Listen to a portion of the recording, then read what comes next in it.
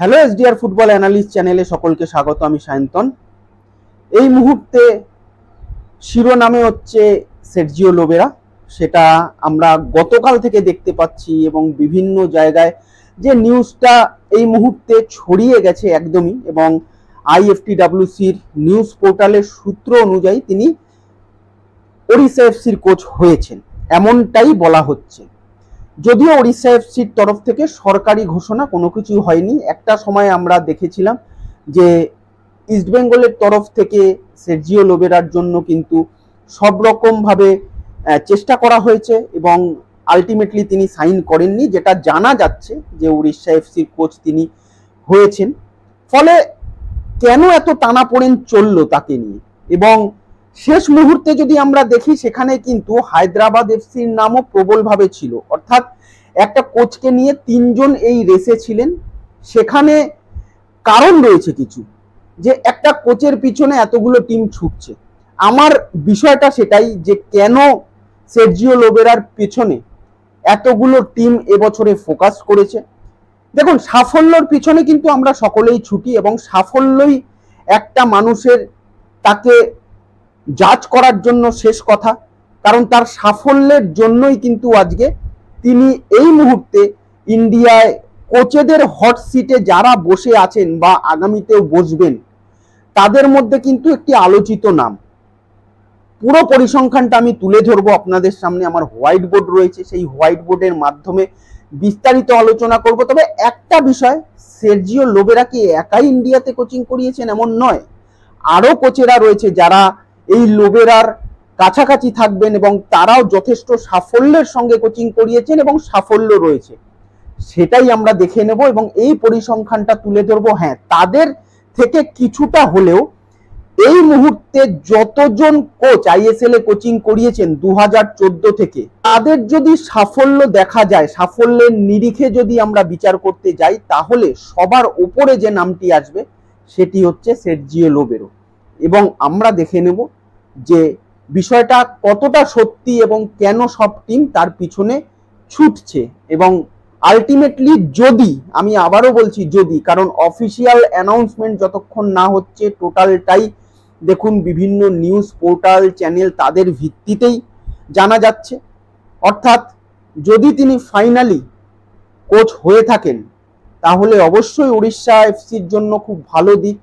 ISL এর স্ট্যান্ডার্ডে যত coach রয়েছেন তারা কিভাবে কোচিং করিয়েছেন এবং তাদের সাফল্য কি, কতগুলো ট্রফি তারা জয়লাভ করেছে, সেটাই একবার হোয়াইট বোর্ডের মাধ্যমে দেখে নেব। চলুন দেখে নেব। এখন একবার পরিসংখ্যানটার দিকে যদি আমরা তাকাই, তাহলে সবার আগে আমরা দেখব যে 2014 থেকে, কারণ আইএসএল 2014 থেকে শুরু হয়ে 2023 পর্যন্ত, এখনো পর্যন্ত কারা আইএসএল ট্রফি জিতেছেন, কোন সকল কোচ আইএসএল ট্রফি জিতেছেন এবং ক্লাবগুলো কি কি, সেটা যদি দেখি, ফার্স্ট এডিশন 2014 সালে কিন্তু অ্যান্তোনিও লোপেজ হাবাস এটিকের হয়ে জিতেছিলেন অ্যান্তোনিও লোপেজ হাবাস, এবং অ্যান্তোনিও লোপেজ হাবাস কিন্তু পিছিয়ে থাকবে না খুব একটা, সেটা পরিসংখ্যান দেখলেই আপনারা বুঝতে পারবেন। 2015 সালে সেকেন্ড এডিশনে চেন্নাইন এফসি চ্যাম্পিয়ন হয়েছিল, মাতেরাজি কোচ ছিল।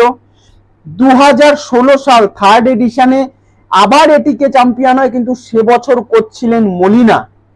ফোর্থ এডিশনে 2017 সালে আবার চেন্নাইন চ্যাম্পিয়ন হয়েছিল, গ্রেগরি কোচ ছিলেন সে বছর। ফিফথ এডিশনে 2018 Bengaluru FC Carles Cuadrat champion হয়েছিলেন কিন্তু সে বছর। অর্থাৎ ইস্টবেঙ্গল কোচের দৌড়ে কিন্তু এই নামটিও প্রবলভাবে ছিল সের্জিও লোবেরার সঙ্গে, এই নামটিও, এবং এখনো রয়েছে। সিক্সথ এডিশন 2019 সিক্সথ এডিশনে এটিকে আবার champion coach Antonio Lopez Habas. অর্থাৎ হাবাসের কিন্তু দুটো ট্রফি এখানে হয়ে গেল, একটা দুটো ট্রফি হয়ে গেল আইএসএল এর। সেভেন্থ এডিশন কি দেখছি আমরা, মুম্বাই, এইখানেই হচ্ছে Sergio Lobera. 2020 seventh edition. Eighth এডিশনে হচ্ছে 2021 হায়দ্রাবাদ। গত বছর আমরা দেখেছি যে মোনালো মার্কেজ রোকা কিভাবে একটা টিমকে চ্যাম্পিয়ন করেছে, কিছু প্লেয়ারকে প্রতিষ্ঠিত করেছে, সেই জায়গা থেকে কিন্তু সাফল্যের নিরিখে হয়তো তাকে দেখা, অর্থাৎ সাফল্যের নিরিখে কিন্তু যদি দেখা যায় এই কোচটিও প্রবলভাবে থাকবেন 9th এডিশন, যেটা এই বছর জুয়ান ফেরান্দোর আন্ডারে এটিকে মোহনবাগান চ্যাম্পিয়ন হয়েছে। এবারে দেখি শিল্ড উইনার, কতগুলো টিম হয়েছে শিল্ড উইনার, কারণ এএফসি চ্যাম্পিয়ন্স লিগের স্লট আসার পরেই, ভারতের কাছে এই স্লটটা ভারত পাওয়ার পরেই কিন্তু শিল্ড উইনারটা নির্বাচন করা হয়েছে। তার কারণ 2019 সালে আমরা দেখেছি যে সার্জিও লোবেরার আন্ডারে লিগ শিল্ড জিতেছিল এফসি গোয়া। 2020 সালে মুম্বাই জিতেছিল সার্জিও লোবেরার আন্ডারে।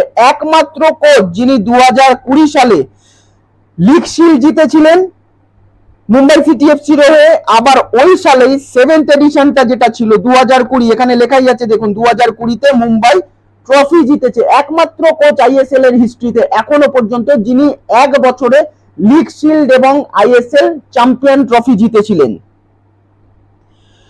2021 সালে জামশেদপুর এফসি, যেটা গত বছর আমরা দেখেছি আওয়েন কোল জামশেদপুরকে লিগ শিল্ড জিতিয়েছিলেন, তার নিরিখেই কিন্তু এবছর যে প্লে অফ অলরেডি হয়ে গেছে, আপনারা দেখেছেন যে জামশেদপুরের সঙ্গে মুম্বাইয়ের একটা প্লে অফ হয়েছে, কিন্তু চ্যাম্পিয়ন্স লিগ মুম্বাই খেলবে।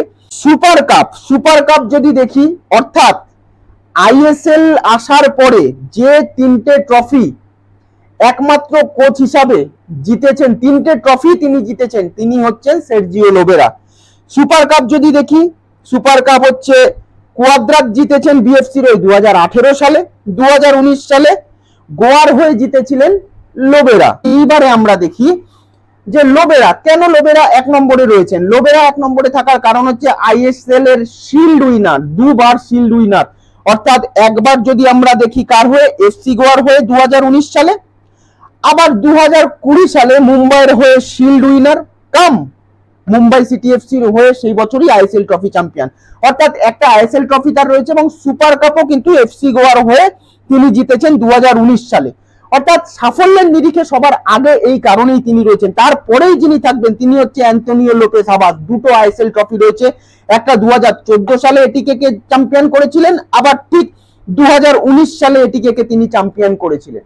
অর্থাৎ তিনিও কিন্তু আইএসএল চ্যাম্পিয়ন কোচ, 2টো আইএসএল ট্রফি জিতেছেন তিনি। একমাত্র কোচ তিনি, আবার অন্যভাবে একমাত্র কোচ যিনি 2খানা আইএসএল ট্রফি জিতেছেন, তিনি হচ্ছেন অ্যান্তোনিও লোপেস হাবাস। এবারে দেখি তারপরে কে থাকবেন, কার্লস কোয়াদ্রাত। কেন থাকবেন তিনি? তারপরেই আছে আইএসএল ট্রফি, একটা জিতেছে 2018 সালে বেঙ্গালুরু এফসির হয়ে।